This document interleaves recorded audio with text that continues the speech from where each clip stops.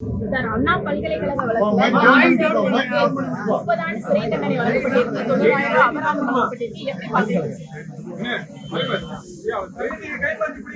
எதிர்பார்த்த வகையிலே இந்த தீர்ப்பு அமைந்திருப்பது ஆறுதல் அளிக்கிறது. இது போன்ற பாலியல் குற்ற வழக்குகளில் அளிக்கப்படுகிற தீர்ப்பு பெண்களுக்கு பாதுகாப்பை உறுதிப்படுத்துவதாக அமைகிறது.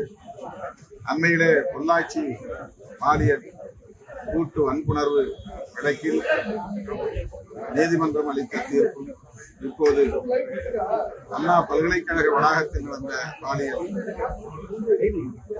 குற்றச் செயலுக்கான தீர்ப்பும் நீதிமன்றத்தின் மீதான நம்பகத்தன்மையை பெருக்கி இருக்கிறது, மேலும் உறுதிப்படுத்தியிருக்கிறது.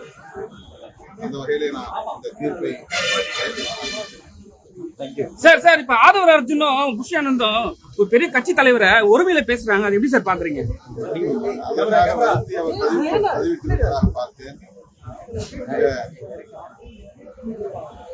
கவனமாக இனி நான் அரசியலை கையாளுவேன் என்று அவர் குறிப்பிட்டிருக்கிறார் என்று தெரிய வருகிறது. ஆள் இருந்தாலும் இல்லாவிட்டாலும் அவரவருக்குரிய மரியாதையை கொடுத்து உரையாடல்களில்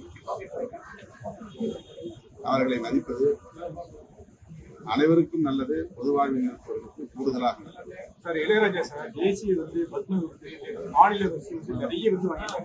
அவர் அதிகபட்ச இந்திய உயர்வுனா பாரத ரத்னா ரசிகர்களுடைய ஆதரவா இருக்கு. உங்களுடைய கருத்து? நாங்கள் ஏற்கனவே இந்த கோரிக்கையை இந்திய ஒன்றிய அரசுக்கு வைத்திருக்கிறோம். பாரத ரத்னா விருது பெறுவதற்கு முழுமையான தகுதி படைத்தவர். அவருக்கு இந்திய ஒன்றிய அரசு உரிய வகையில் அங்கீகாரத்தை வழங்கும், பாரத ரத்னா விருதினையும் உரிய காலத்தில் வழங்கும் என்று நான் நம்புகிறேன். வழங்க வேண்டும் என்று வலியுறுத்துகிறேன். Okay sir.